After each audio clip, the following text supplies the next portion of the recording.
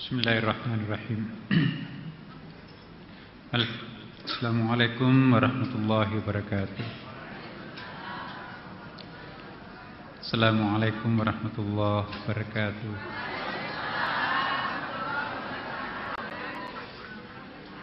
Terima kasih, Bu. Alhamdulillah wa syukurillah wa salatu wassalamu ala rasulillah wa ala alihi wa ashabihi wa man tabi'ahu ila yaumiddin, amma ba'd.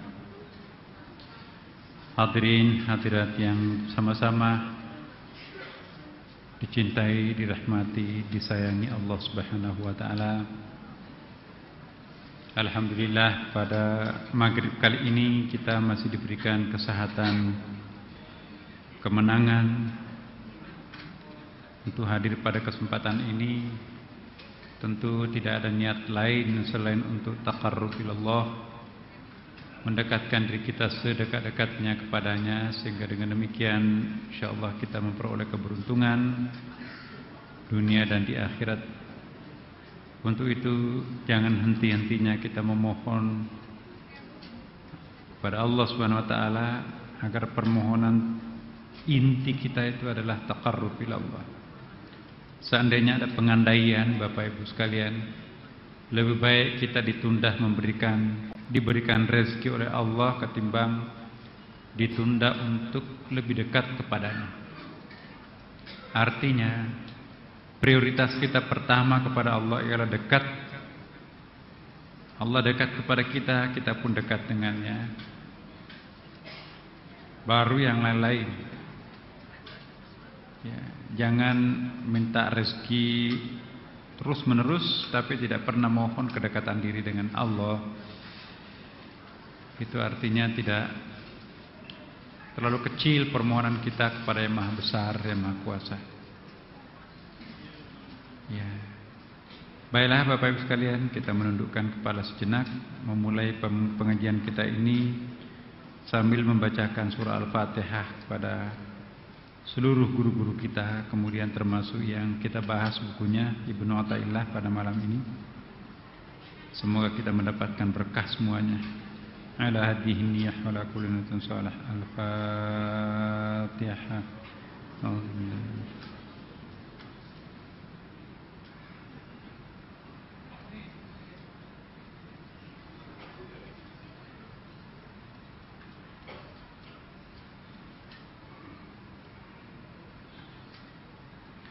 Baik Ibu Bapak sekalian, hari ini kita akan masuk cara Allah memperkenalkan diri kepada kita. Seringkali kita juga belum mengerti untuk tidak menyebut salah faham ya. Kadang-kadang kita tidak mengerti bagaimana Allah berkomunikasi terhadap diri kita. Terkadang kita mencari sesuatu dari Allah, sesungguhnya Allah sudah berikan terhadap kita. Masih minta lagi, seolah-olah kita tidak tahu sesungguhnya pemberian Allah yang kita minta lebih banyak dari itu, lebih besar daripada yang kita minta, tapi kita tidak sadar kalau itu adalah ganti daripada doa yang kita minta kepadanya. Mari kita lihat bagaimana Syekh Ibnu Athaillah memperkenalkan kepada kita bentuk-bentuk perkenalan Allah terhadap diri kita. Pertama, kita lihat mata a'taka ashhadaka birrahu wa mata mana'aka ashhadaka qahrahu wa huwa fi kulli dhalika muta'arrifun wa muqbilun biwujudi latifihi 'alaika. Artinya, apabila Allah memberimu anugerah, maka berarti Dia memperlihatkan belas kasih-Nya kepadamu. Apabila Allah menahan pemberian untukmu, artinya tidak memberikan anugerah itu kepadamu, maka berarti Dia memperlihatkan kekuasaannya terhadapmu. Dan pada semua kondisi itu Dia memperkenalkan diri kepadamu serta menghadapimu dengan kelembutannya. Hanya ada dua, Bapak Ibu, di dalam diri kita. Apabila kita bermohon, Allah menerima permohonan kita, maka Allah memperkenalkan diri lewat jamaliyahnya, kelembutannya. Tetapi manakala kita bermohon, Allah tidak mengabulkan permohonan itu, maka Allah memperkenalkan dirinya kepada kita melalui jalaliyahnya, ya, keperkasaannya. Tapi ketahuilah, kedua-duanya bagi Allah sama. Satu di antara dua yang Allah berikan terhadap kita, dua-duanya adalah wajah Allah yang dapat menjumpai kita. Tinggal kearifan kita menerima kenyataan itu seperti apa. Di sini kita dituntun, apapun di antara yang dua itu, maka sesungguhnya Allah, Dia telah memperkenalkan diri kepada kita dan menghadapi kita dengan kelembutan. Kelihatannya kasar tetapi justru lembut. Nah, kadang-kadang kita merasa kecewa terhadap Tuhan. Bukan kadang-kadang, mungkin sering kali. Yang kita minta tapi lain menjadi kenyataan, itu kan artinya kecewa. Ya. Kekecewaan itu sebetulnya tidak perlu terjadi seandainya kita tahu rahasia di balik itu apa. Ingat bait yang pernah kita baca sebelumnya, bahwa seandainya kita mengenal hikmah di balik penolakan permohonan kita kepada Allah.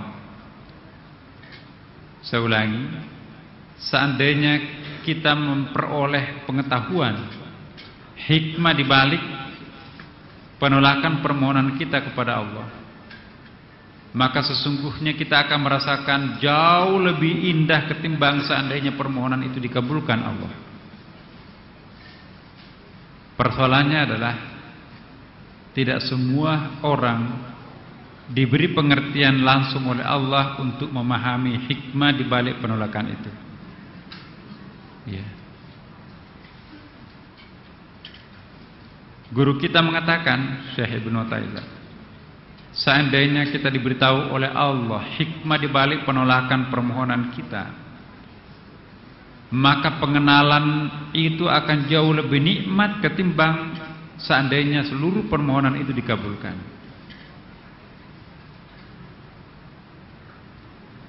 Ya, kalau kita masih menggunakan logika, kalau kita masih menggunakan ukuran-ukuran materi, itu susah dimengerti. Tetapi saya yakin pernah kita merasakan ini, Bapak. Allah tidak mengabulkan yang kita minta, tapi perasaan puas dalam hati itu ada. Belum tentu perasaan selegah seperti itu, seplong seperti itu bisa kita rasakan seandainya Allah mengabulkan permohonan kita. Ya. Inilah yang dimaksud antara lain bait ini. Manakala Allah memberimu anugerah, berarti Dia memperlihatkan belas kasihnya terhadapmu. Ya. Jadi ada dua sifat Allah, jamaliyah dan jalaliyah garis besarnya. Sifat-sifat kejantanan dan sifat-sifat apa lawannya jantan? Femininity, kelembutannya. Ya. Dua-duanya itu wajah Tuhan. Kitalah yang harus arif kalau Allah memberikan permohonan yang kita beri, yang kita mohon kepadanya, berarti akan tampil di hadapan kita wajah Ar-Rahmannya, jamaliyahnya. Tapi kalau tidak, maka yang datang kepada kita itu adalah wajah jalaliyahnya, ketegarannya, kejantanannya. Ya. Kejantanan itu melahirkan sikap-sikap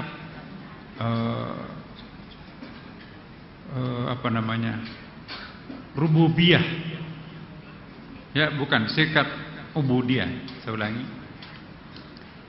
Kalau Allah menampilkan sifat atau wajah kejantanannya, masculinity-nya, maka itu artinya kita diminta untuk menampilkan sifat-sifat ubudiyah kita.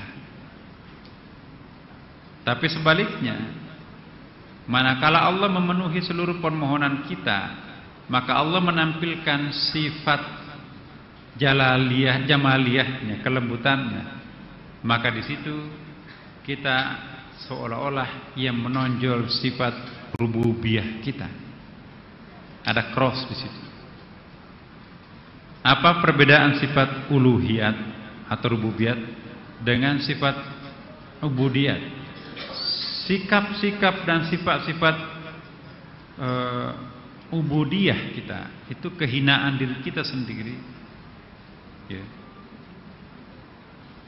Menampilkan rasa kehinaan diri di hadapan Allah Subhanahu wa taala. Itu positif. Ya. Sebaliknya, menampilkan sifat-sifat rububiyat atau uluhiyat, ya sebutlah ketuhanan dalam diri kita, di hadapan kelembutan Allah, jamaliyahnya Allah, maka itu juga positif. Agak kurang pas, ya, kalau Allah menampilkan diri sebagai sifat jalaliyah, ketegaran, kekuasaan, kejantanan. Tapi kita sebagai hamba menampilkan sifat-sifat rububiyah kita, berarti di sini negatif. Nah, jika kita ingin memperoleh nyala lampu seperti ini, memberikan penerangan terhadap kita, itu pasti ada connecting antara negatif dengan positif.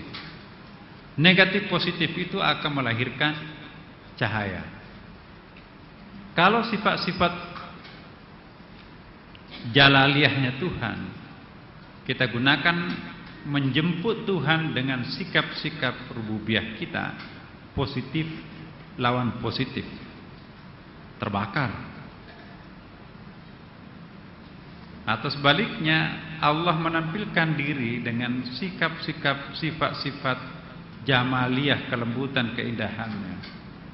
Sementara kita juga menampilkan sikap-sikap dan sifat-sifat jamaliyah kita. Itu juga aksentuasinya dalam masyarakat itu nanti tidak terlihat. Akhirnya tidak memberikan cahaya. Ini juga nasihat buat kita, terutama suami istri. Kalau suami lagi marah, ibu jangan marah, ya, gantian. Udah biarin aja keluar dulu. Gimana Pak, sudah ya? Tunggu dulu, masih ada. Yuk keluarin. Gimana, sudah? Ya sudah. Nah, sekarang giliran saya marah lagi. Jadi gantian marah. Sudah. Nah, terus solusinya apa? Ya, udah saling mengerti. Tapi kalau tidak ada yang saling pengertian, sama-sama berebutan di situ, tidak ada pencahayaan.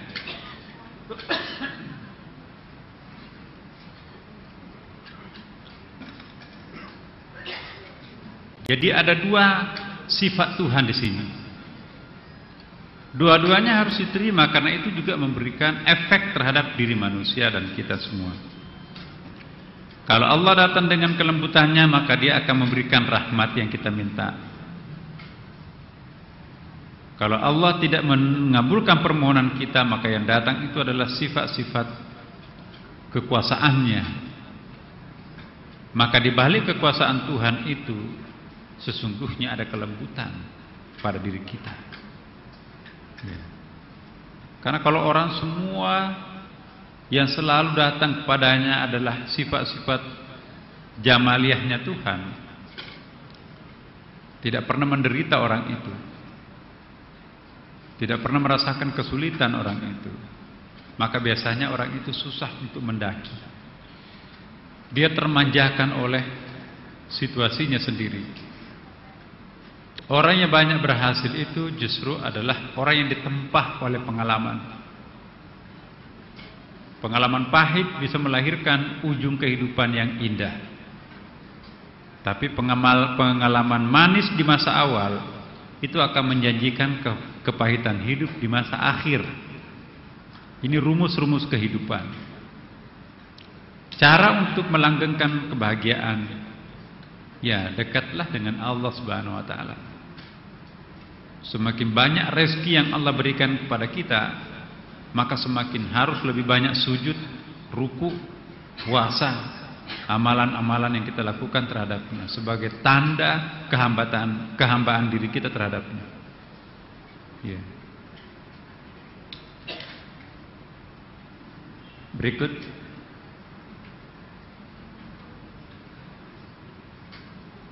nah ini dia rahmat dibalik penolakan Allah. Innama yu'limukal man'u li'adami fahmika anillahi fihi. Penolakan dari Allah terasa pedih bagimu hanya karena engkau tidak mengerti rahmat Allah dibalik penolakan itu. Kita jangan putus asa dengan penolakan. Apakah itu penolakan cinta? Apakah itu penolakan doa? Apakah itu penolakan permohonan dimanapun? Selalu dibalik penolakan itu ada rahmat Allah yang kita tidak sadari. Makanya ini disebutkan di sini. Penolakan dari Allah terasa pedih bagimu. Kenapa pedih? Lantaran engkau tidak mengerti rahmat Allah di balik penolakan itu. Banyak sekali di dalam kehidupan kita yang kita jalani ini membenarkan statement ini. Untungnya kalau saya memenuhi panggilan itu, maka saya ikut di dalam bus yang kecelakaan itu. Untungnya kalau saya dulu tidak seperti ini, mungkin saya ikut seperti mereka. Ya, untung ya. Jadi selalu ada perasaan-perasaan untung seperti ini manakala penolakan itu terjadi pada diri kita. Ya. Mana yang lebih baik? Statement untung ya. Daripada kita mengatakan sayang sekali dia mati. Ya, sayang sekali anak itu baik sebetulnya, tapi sayang dia terjerambab. Sayang. Nah, jadi kata sayang dan untung, sayang itu melekat pada penolakan. Saya ulangi, kata untung itu seringkali melekat pada penolakan. Sayang itu seringkali melekat pada penerimaan. Ya, semua tawaran dia penuhi. Ya, oke, ikut. Nah, begitu dapat musibah, sayangnya dulu orang itu bagus sebetulnya, tapi dia dipengaruhi oleh terlalu cepat ingin memperoleh sesuatu. Sayangnya. Nah, itu kan negatif ya kan? Tapi sebaliknya kalau kita balik ya, kalau Allah menolak permohonan kita, biasanya ada kata-kata untungnya dia. Ya, untung saya tidak ada pada waktu itu. Untung saya ada undangan lain. Untung. Nah,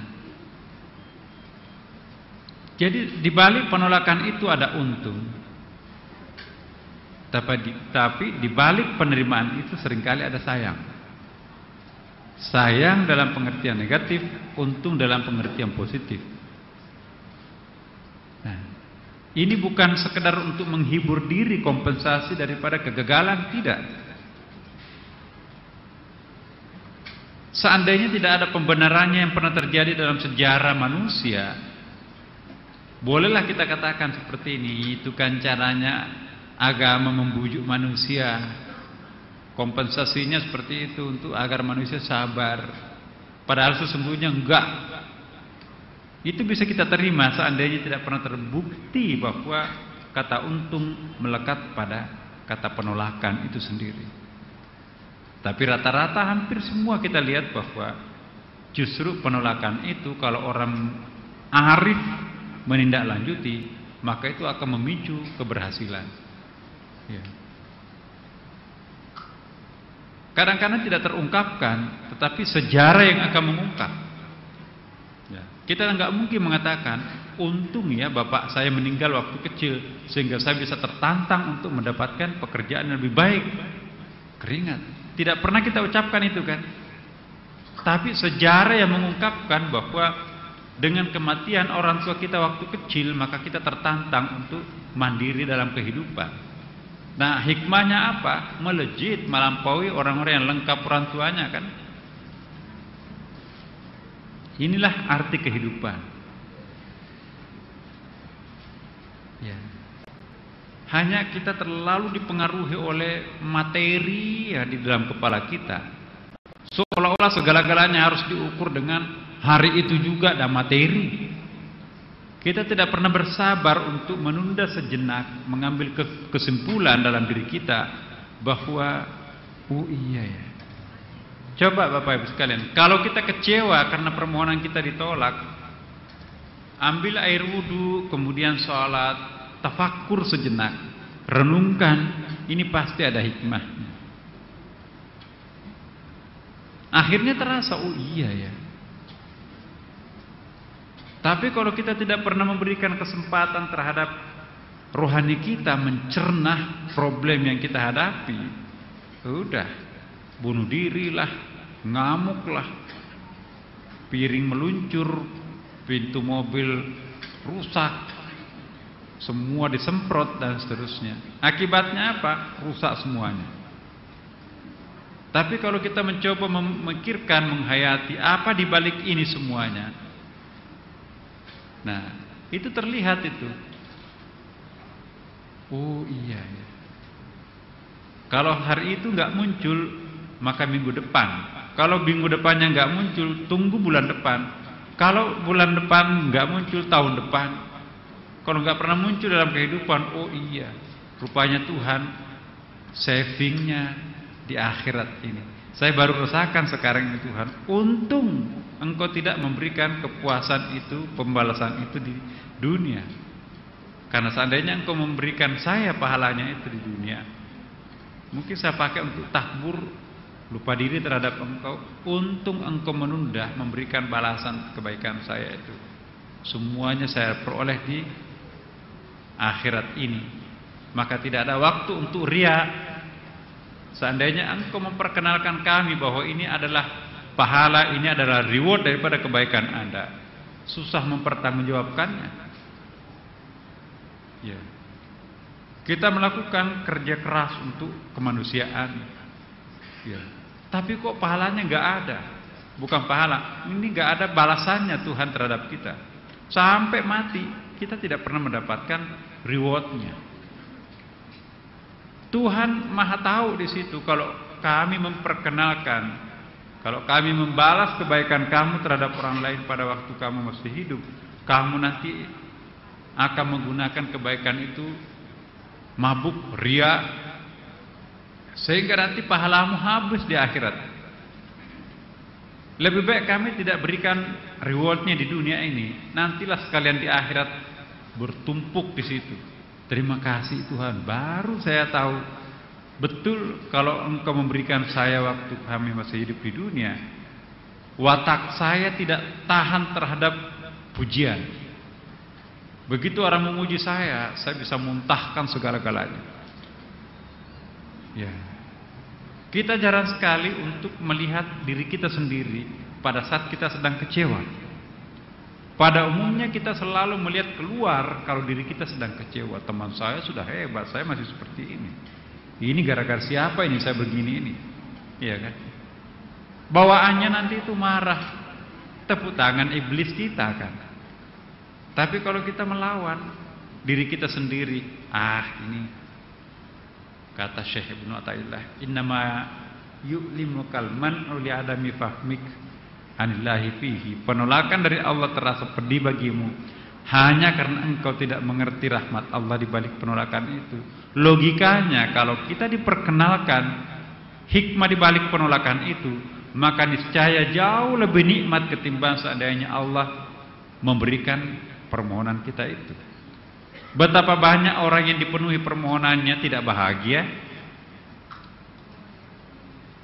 Saya dulu bermimpi memiliki tas bermerek ini, tapi begitu saya miliki, kok rasanya biasa-biasa tuh, cuma 3 kali dipakai ke pesta, udah nggak mau pakai lagi. Nah, tapi pada saat kita ditolak dan diberikan pemahaman oleh Allah, merasakan hikmah di balik penolakan itu, jauh lebih nikmat dan jauh lebih langgeng perasaan nikmat kita ketimbang memperoleh tas bermerek itu.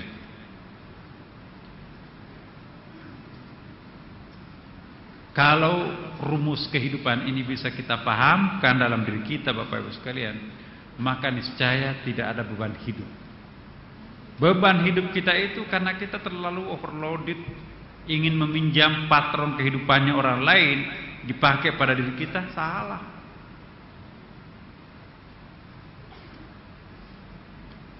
Yang kedua, kelemahan kita menggunakan kehidupan standar-standar kehidupan orang lain dalam menjalani kehidupan itu juga berat. Kita sesungguhnya tidak suka dengan pakaian yang seronok ini, tapi karena ini pemberian panitia pengantenan harus dipakai, ya terpaksa kita pakai. Pada hati kita tuh berontak. Kadang-kadang seperti itu. Jadi ketahuilah untuk kita semuanya bahwa yang paling nikmat itu adalah menggunakan ukuran diri kita sendiri. Cuma resikonya kita harus tahan diri kita agar tidak malu. Tahan diri kita untuk kebal menerima cemoohan orang lain. Nah, tapi kalau kita mampu melakukan pertahanan diri seperti ini, sudahlah, itu surga datang lebih awal di dalam kehidupan kita. Apa itu surga? Merasa tenang. Apa itu neraka? Merasa tidak tenang. Kita sulit untuk tenang kalau didikte oleh patron kehidupan orang luar sana. Ya. Sebetulnya kita tidak ingin ini cukuplah rumah seperti ini, tapi desakan-desakan, oh masa pelit banget, itu dulu nggak pernah diganti perabotannya dan seterusnya. Padahal sama-sama TV, hanya mereknya yang berbeda.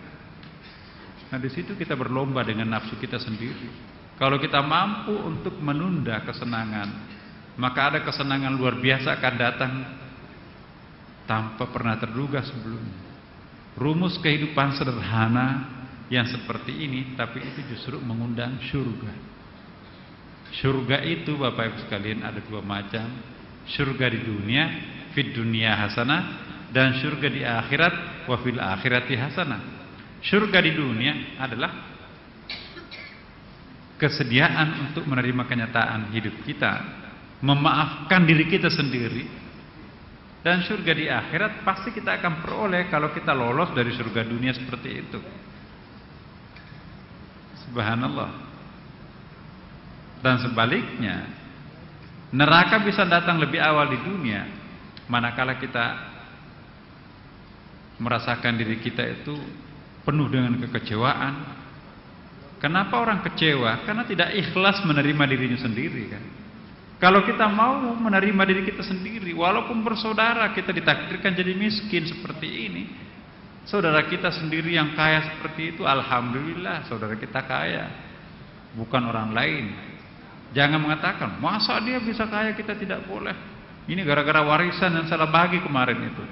Udah bertengkar, orang tuanya di kuburan itu tersiksa gara-gara pertengkaran anaknya di kemudian hari. Jadi sekali lagi Bapak Ibu sekalian, undanglah surga masuk lebih awal dalam dirinya sendiri, tolaklah neraka masuk lebih awal dalam dirinya sendiri. Kalau ini sudah bisa kita lakukan Bapak Ibu sekalian, pasti khusyuk dalam salat, pasti semuanya indah, dan kita tidak pernah merasakan beban kehidupan. Hanya karena kita tidak berani memulai saja. Begitu kita berani memulai kehidupan baru seperti ini, ternyata memang iya benar. Dan pada akhirnya mohon maaf Bapak Ibu sekalian, apa yang kita khawatirkan semula nanti akan jadi kere, nanti akan jadi, ternyata juga enggak. Tidak mungkin kekasih Tuhan akan dibikin menderita dunia akhirat. Orang kafirnya aja diberikan kemewahan kok, apalagi kekasih Tuhan. Hanya karena kita musyrik kecil aja, ragu terhadap Tuhan. Buktinya kita ragu menyerahkan diri kita kepada Allah, tapi sisi lain kita takut. Pergi juga ke dukun, pergi juga nyogok di situ dan sebagainya. Itu kan musyrik itu. Itulah akibat musyrik, menyedot energi Bapak Ibu. Selain harus beribadah setengah mati kepada Tuhan, dia juga harus nyogok orang, makan hati. Dia harus pergi ke dukun. Kamu harus begini. Terjadilah loyalitas ganda. Loyal terhadap Tuhan, tapi dukunnya juga minta persyaratan. Kiainya minta, bayangkan kiai baca 40 surah Yasin, datang ke kiai yang lain, ini baca 10.000 ya Latif. Yang satunya lagi, ini kamu harus baca 10.000 surah Al-Fatihah, 24 jam gak cukup hidupnya. Islam itu bukan amalan oriented, ya, tetapi penghayatan oriented. Jangan melakukan lebih daripada yang ditakarkan oleh Allah. Makanya itu salat isya jangan 100 rakaat sekalipun enjoy. Salat subuh mentang-mentang enak dengan Tuhan, bisa nggak ditambah 10 rakaat salat subuh? Nggak bisa. Pada dasarnya ibadah itu haram dilakukan, kecuali yang diperintahkan oleh Allah. Tapi pada dasarnya yang non ibadah itu boleh dilakukan, kecuali yang dilarang khusus oleh Allah. Luar biasa Allah memberikan kebebasan terhadap hambanya. Subhanallah. Nah, kita diajak untuk merenung Bapak Ibu sekalian.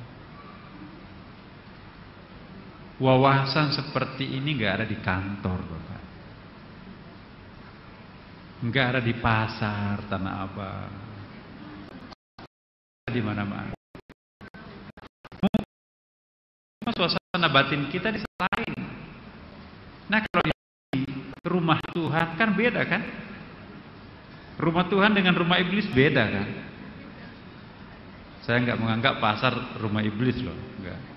Artinya rumah yang menantang kita untuk hidup 1000 tahun, itu persis pandangan hidupnya iblis. Ya Allah, berikan aku usia sampai seumur hidup dunia ini. Oke. Ya, tetapi kalau pandangan rumah malaikat yang kita pakai, rumah Tuhan yang kita gunakan, soal panjang pendek itu urusan dia. Yang penting kita menikmati kebahagiaan dunia akhirat. Saya ingin bertanya pada Bapak Ibu sekalian, terutama jamaah aktif kita di Sunda Kelapa sejak dulu. Jujur saya ingin memperoleh jawaban Bapak Ibu.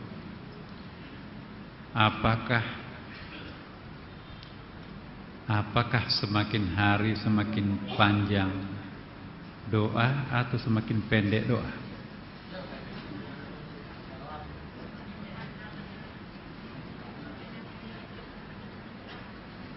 Semakin panjang atau semakin pendek?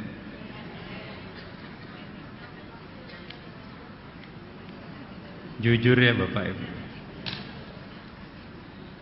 Alhamdulillah.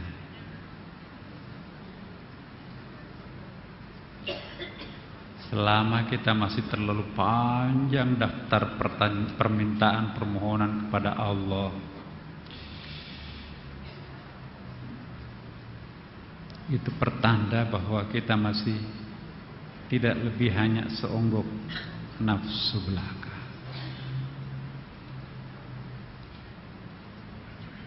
Kalau terlalu panjang pertanyaan, kalau terlalu panjang daftar doa, maka peluang untuk kecewa semakin besar. Tapi kalau permohonan kita semakin pendek, sebetulnya bukan pendek Bapak, terjadi pemadatan. Mungkin itu lebih tepat itu. Kemarin terurai ya, kayak mau pergi ke Carrefour gitu. 1, 2, 3, 4, kayak ibu-ibu habis gajian suaminya mau pergi ke mall. List apa di situ Mbak yang kurang? Merica apa? Bawang. udah semua, nanti jangan pulang ke rumah lagi, lupa lagi. Jadi sebelum sholat tahajud itu dia pasang 2 halaman di depan sajadahnya itu, apa, satu persatu di situ dia mohon itu.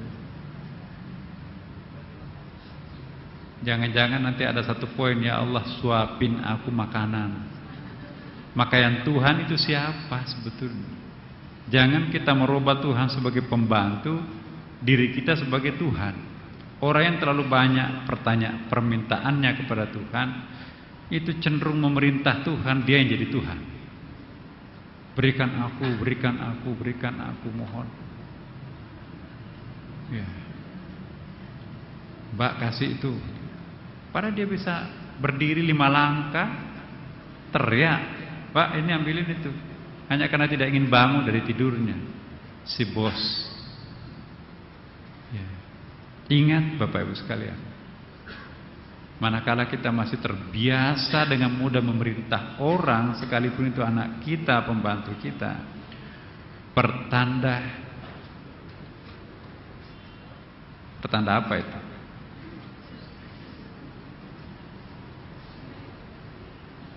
Mau menjadi Tuhan, dilayani terus. Tuhan aja nggak kayak gitu. Hati-hati. Mungkin ada hikmahnya mengapa Allah tidak membuat kita kaya raya. Mungkin ada hikmahnya kenapa Tuhan tidak melantik kita jadi pejabat tinggi.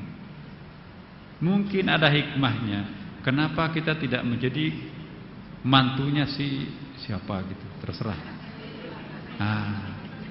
Karena kalau kita seperti itu, Masya Allah Bapak Ibu, orang kaya baru, orang apalah, sebetulnya kenikmatan itu adalah manakala kita mampu memfasilitasi diri kita sendiri. Kalau difasilitasi oleh orang lain nggak berkah.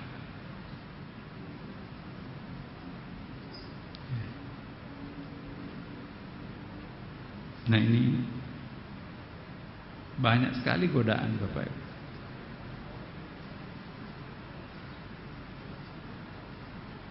Kalau orang jadi pejabat, masa cuman tasnya ringan-ringan begitu mau diangkatkan? Pak ini protapnya begitu. Protap apa?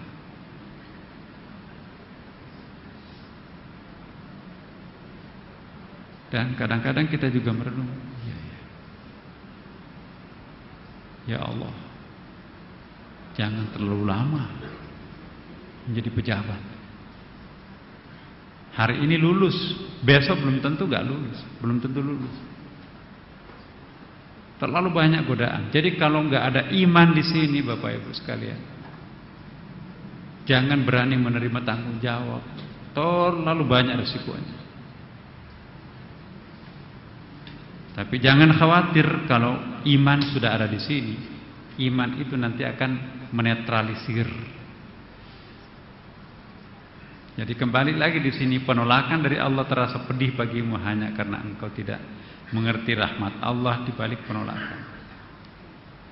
Satu yang paling sering meracuni pikiran kita, padahal itu belum tentu. Nanti kalau saya begini dihina orang atau terhina gitu. Kenapa kita takut dihina orang atau terhina? Nanti kalau begitu nanti hidupnya luhur, jujur, nggak bisa dapat apa-apa. Akhirnya orang mencemoohin kita. Percuma tinggal di Jakarta sekian lama, nggak bisa memberikan apapun terhadap keluarganya. Wah, maka dia berusaha sekuat tenaga untuk itu. Mau pulang mudik, perampokan di Jakarta merajalela. Ingin perlente pulang sedekah, tapi hasil copetan.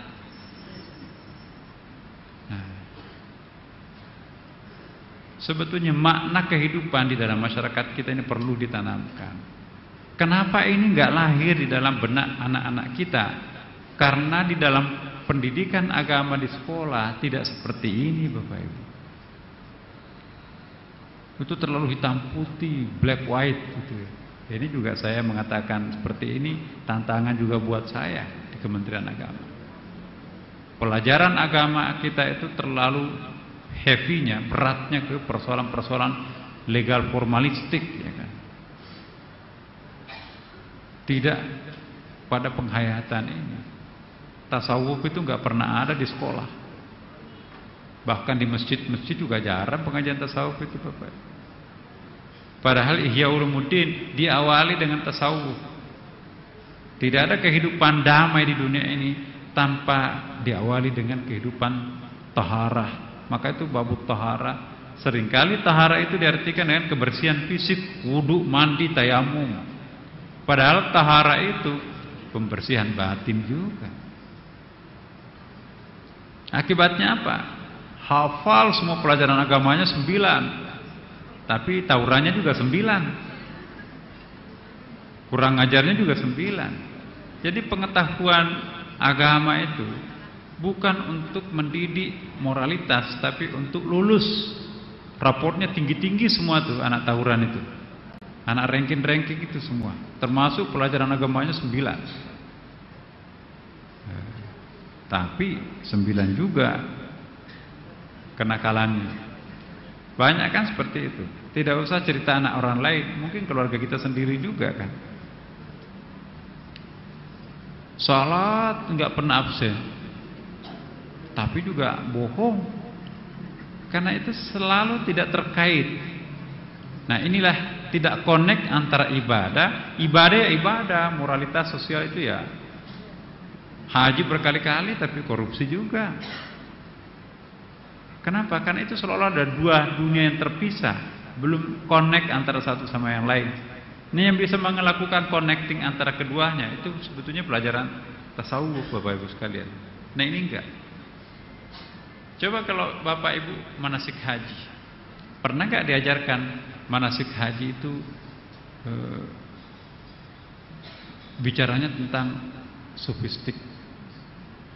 Ya, haji itu apa sesungguhnya? Jadi pada umumnya kita dibawa, oh itu batal itu harus dam itu nanti, harus ini nggak boleh sama sekali. Ya, jadi ganti pakaian putih-putih, jadi terlalu formalnya. Padahal itu kan kaya dengan simbol.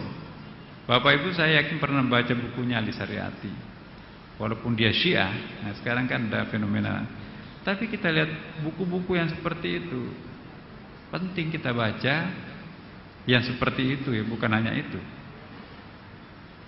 Nah, lain rasanya Bapak Ibu kalau kita belajarnya legal formalistik belaka, kering nanti jadinya. Tapi kita harus masuk ke dalam hubungan antara agama yang kita pelajari dengan suara-suara hati kita itu. Harus mix betul. Ya. Terakhir kita baca satu. Nah ini penting nih. Rubbama fataha laka bab at-ta'ah wa ma fataha laka bab al-qubul wa rubbama qada 'alaika bid-dambi fa kana sababan fil wusul. Wow. Boleh jadi Allah membukakan pintu ketaatan bagimu, akan tetapi tidak atau belum membuka pintu pengabulan diterimanya ketaatan itu. Dan boleh jadi pula Allah menakdirkanmu berbuat dosa, akan tetapi ternyata dosa itu menjadi penyebab sampainya tujuan engkau kepada Allah. Gimana ini? Kontradiksi kan dalam kehidupan kita sehari-hari. Ada ibadah tapi melahirkan penolakan. Ada dosa melahirkan penyampaian. Nah, gimana maksudnya? Ini yang perlu kita dalami Bapak Ibu. Yang mana yang pertama dan yang mana yang kedua? Saya jelaskan. Boleh jadi Allah membukakan pintu ketaatan bagimu. Kita sudah salat, sudah seperti ini, lebih dari ini malah salat tahajud dan lain-lain sebagainya. Tetapi tidak membukakan pintu pengabulan ketaatan itu kepada Allah, masih tetap saja berdosa. Seperti nggak ada efeknya dalam kehidupan kita sehari-hari. Ya. Ibadah tidak berbanding lurus dengan kebaikan, ketenangan batin. Ya. Ibadah banyak, tapi semakin sembraut juga hati kita kan. Nah, boleh jadi pula Allah menakdirkanmu berbuat dosa, akan tetapi ternyata dosa itu menjadi penyebab sampainya tujuan engkau kepadanya. Dosa kok malah membawa penyampaian diri kepada Tuhan. Tadi ketaatan membawa penolakan terhadap Tuhan. Kalau begitu berdosa aja, jangan melakukan ibadah. Ini salah lagi, lebih salah lagi. Nah, penjelasannya begini. Mungkin ada di sini. Ini ada hadis Nabi. Rasulullah SAW bersabda, demi Allah yang jiwaku berada dalam genggaman tangannya. Ini Allah, Nabi bersabda ini. Nabi bersumpah, wallahi, ya, yang jiwaku berada dalam genggaman Tuhan. Andaikan di antara kalian tidak terdapat orang-orang yang melakukan perbuatan dosa, maka dengan kebijaksanaannya Allah akan menggantikan kalian dengan umat baru yang melakukan perbuatan dosa. Lalu mereka memohon ampunnya dan diampuni dosa-dosa mereka oleh Allah. Ini terkait dengan bait yang pertama tadi. Saya ingatkan, Allah menciptakan manusia bukan berdasarkan keinginan manusia itu apa, tapi berdasarkan pada keinginan Tuhan apa terhadap manusia itu. Kalau kita ditanya, aku mau menciptakan kamu, tujuanmu apa? Apa yang kamu minta? Oh, kami masuk surga semua. Gak ada satupun ditanya mau masuk neraka. Tapi kok buktinya banyak dosa, banyak neraka. Nah, untuk apa? Saya perlu menyampaikan lagi apa yang pernah saya sampaikan hari Rabuan yang kemarin. Karena kalau tidak ada orang yang berdosa, Bapak Ibu sekalian, dan satu-satunya makhluk pendosa itu memang manusia, bukan malaikat, bukan binatang, bukan benda-benda alam raya. Ya, hanya manusia yang berdosa. Kenapa Allah menciptakan makhluk pendosa? Maka itu malaikat itu sepertinya nggak tahu. Protesnya malaikat terhadap Tuhan, kenapa mau menciptakan manusia pendosa?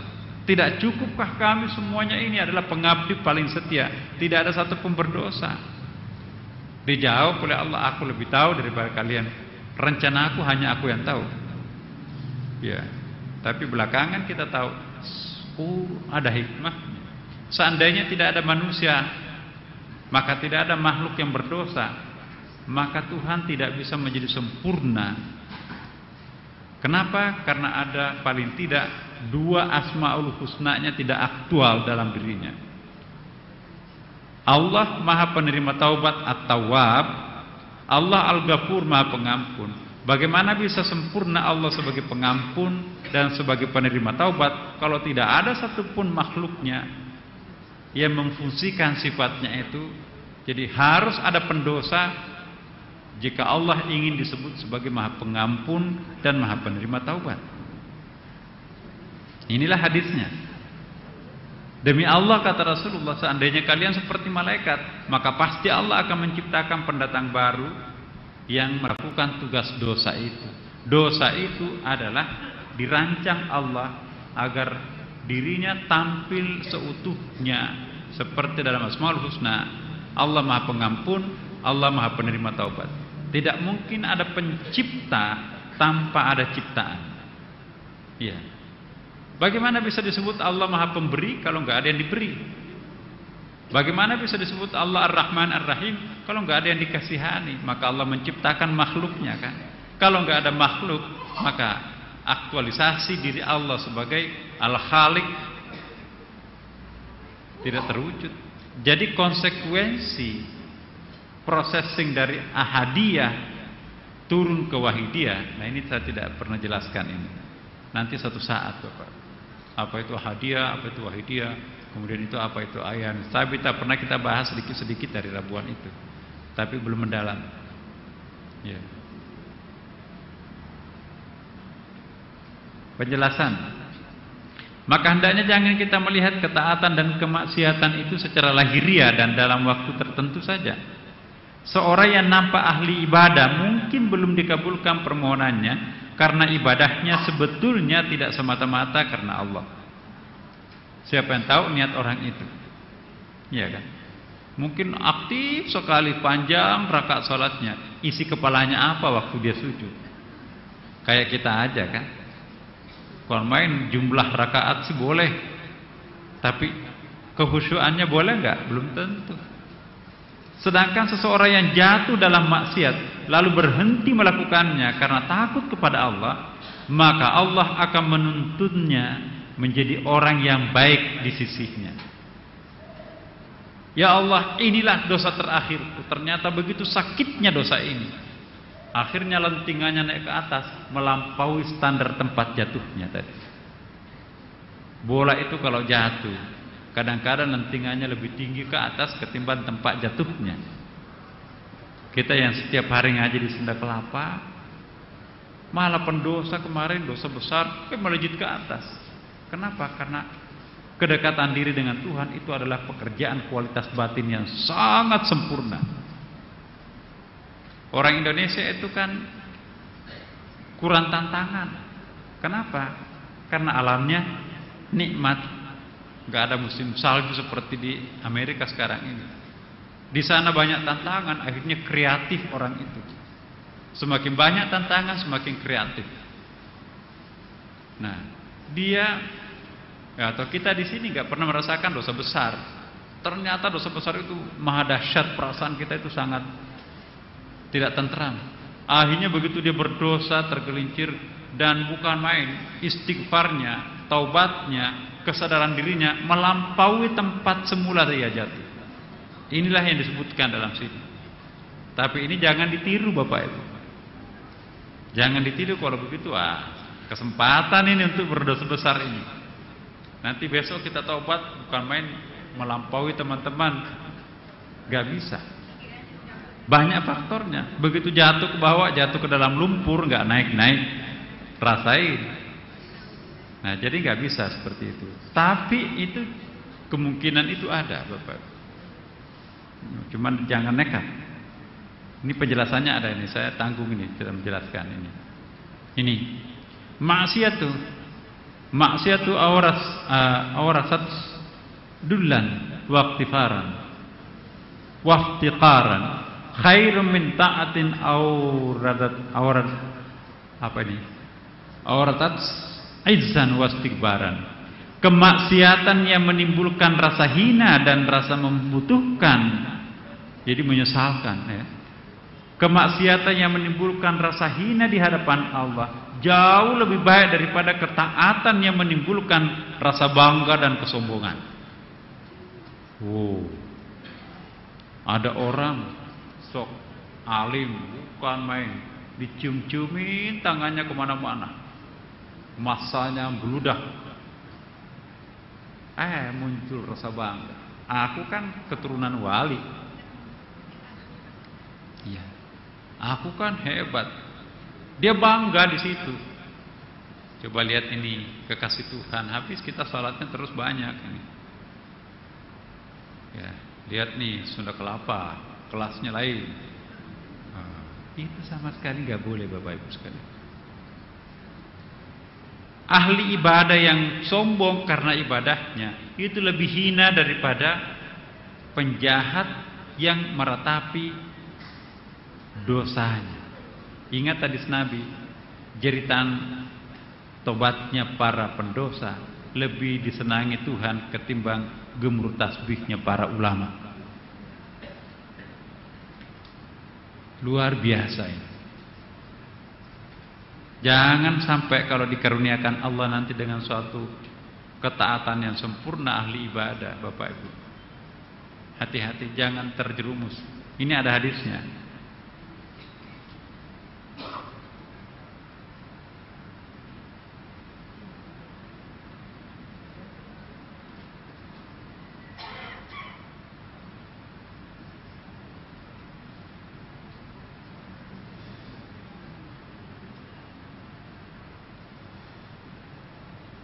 Ada hadis, mana hadisnya?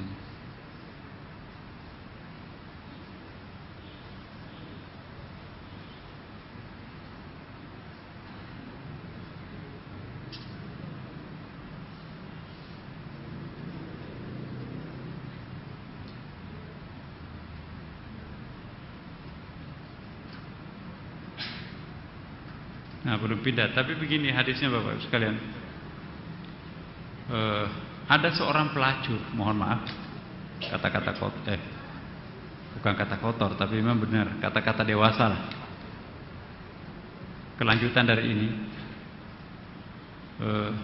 ada seorang pelacur, mungkin ingin taubat, dia ingin curhat terhadap seorang syekh mursyid. Begitu sang pelacur itu ngetok pintunya, itu jangan dekat sini. Masa pelacur mau dekat dengan saya ini kan bersih. Ya. Kebetulan Pak Kiai ulama itu dalam riwayat hadis ini, hadis loh Bapak Ibu. Ada seorang hamba Tuhan, kekasih Tuhan, kemanapun dia pergi, awan hitam selalu menyelimuti, memayungi. Panas terik padang pasir itu nggak pernah terasa, karena kemanapun orang ini pergi, di situ dia terlindungi oleh awan. Saking bagusnya ibadahnya, sudah wali, dicoba oleh Tuhan. Tiba-tiba seorang pelacur datang. Saya mau taubat, kira-kira maksudnya seperti itu. Ya, ada apa itu dia tuh mau mendekati tempat ini? Ya nggak tahu, mau curhat kali. Udah. Nanti saya dibikin kotor, nggak boleh tuh. Terus dalam hadis itu disebutkan seolah-olah Allah marah terhadap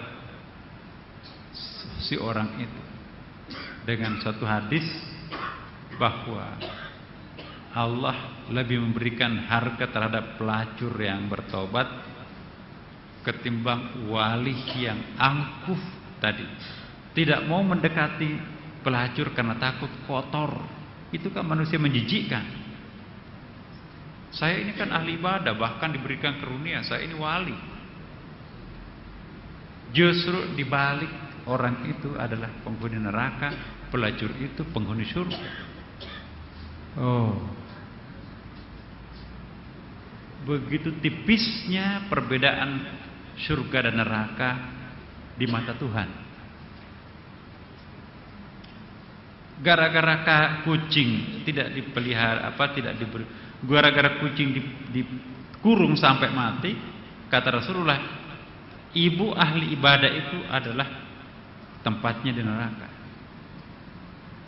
Gara-gara menolong anjing, maka si penjahat itu tempatnya di surga, kata Allah Subhanahu wa taala. Jadi sekali lagi pelajaran besar buat kita, jangan memandang enteng yang kecil dan jangan membanggakan yang besar, karena tidak ada yang besar kalau yang datang Allah yang Maha Adil. Tidak ada yang kecil kalau yang datang wajah Allah yang Maha Pengasih. Semoga materi kita pada malam ini sangat padat ini, membawa kita lebih arif dalam menjalani kehidupan. Dan sadarlah kita semuanya Bapak Ibu sekalian, jangan pernah gampang memvonis orang lain. Macam-macam, serahkan diri kita pada Allah, serahkan urusannya kepada Allah. Semoga Allah memberkati kita semuanya. Al-Fatihah. A'udzubillahi minasyaitonirrajim. Bismillahirrahmanirrahim. Alhamdulillahirabbil alamin. Ar-Rahmanir-Rahim. Maliki yaumiddin. Iyyaka na'budu wa iyyaka nasta'in. Ihdinas siratal mustaqim. Siratal ladzina an'amta 'alaihim ghairil maghdubi 'alaihim waladdallin. Assalamualaikum warahmatullahi wabarakatuh.